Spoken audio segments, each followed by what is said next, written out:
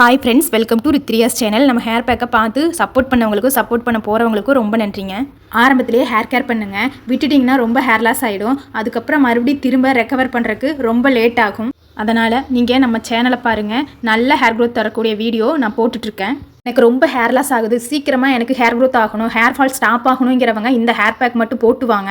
Monthly twice இந்த hair பேக்கை மட்டும் போட்டுட்டு வாங்க. அப்படியே உங்கள் ஹேர் ஃபால் ஸ்டாப் ஆயிடும்.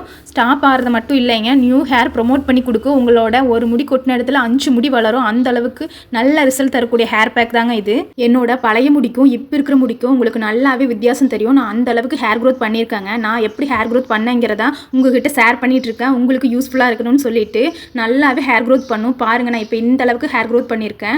2 வருஷத்தில் வளர்த்துன முடிதாங்க இது. எந்த அளவுக்கு நான் ஷார்ட்டாக வச்சிருந்து இந்த அளவுக்கு கொண்டு வந்திருக்கேங்கிறது உங்களுக்கு தெரியும். அதுலேயே டிஃப்ரென்ஸும் இருக்கும். நீங்களும் ஹேர் க்ரோத் பண்ண முடியும், ஹேர் ஃபாலையும் ஸ்டாப் பண்ண முடியும், நிறைய ஹேர் க்ரோத் பண்ண முடியும், நல்லாவே முடி நீளமாகவும் அடர்த்தியாகவும் கொண்டு வர முடியும்.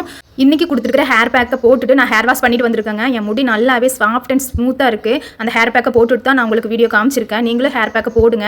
லாங் வீடியோவில் ஹேர் பேக் ரெடி பண்ணி அப்லோட் பண்ணியிருக்காங்க. செக் பண்ணி பாருங்கள். கீழே லிங்க் கொடுத்துருக்கேன்.